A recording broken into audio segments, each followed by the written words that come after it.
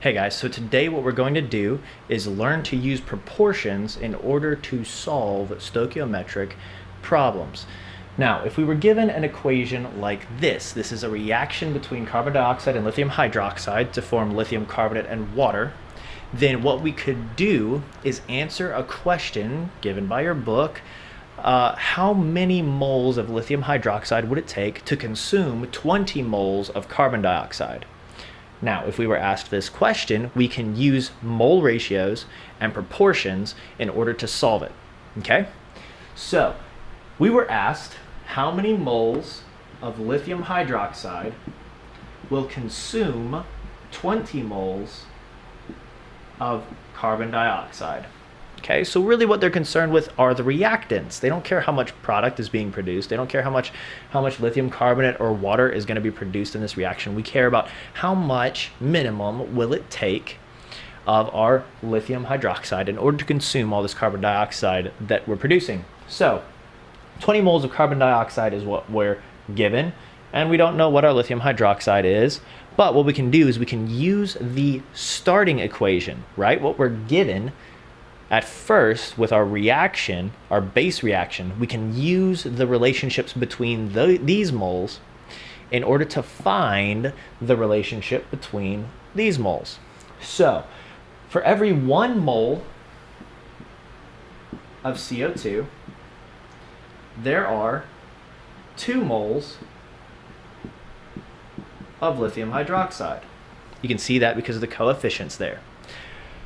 Since this is the base equation mole relationship, it will be true because everything multiplies by a scale factor in our chemistry problems, right? In ideal stoichiometric situations. What we can do is we can take this then and set up a proportion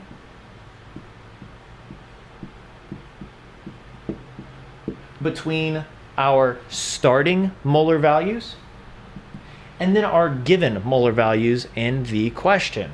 Our CO2 needs to go up top. We were given 20 moles of CO2 in our problem. And then our lithium hydroxide needs to line up and go on bottom with the other lithium hydroxide, right? So we were given how many moles of lithium hydroxide?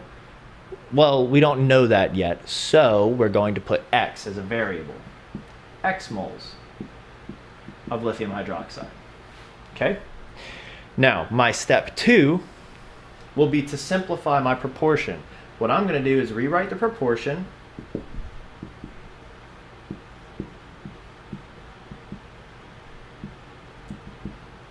using only the amount values. This will help simplify things, so I'm really just looking at the numbers, and then as long as I'm answering the question as it was asked, right, how many lithium hydroxide moles does it take to consume all 20 moles of carbon dioxide, then I will have the right answer.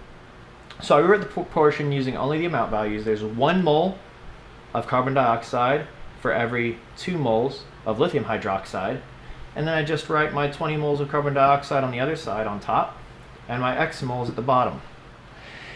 Now, what I will do here is solve just like I would any algebra proportion. I will cross multiply.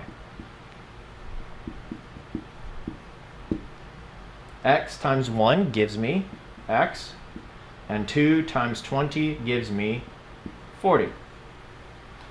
So, in order to answer the question, it will take 40 moles of lithium hydroxide to consume 20 moles of CO2. And that is how you use proportions and mole ratios to solve stoichiometric problems.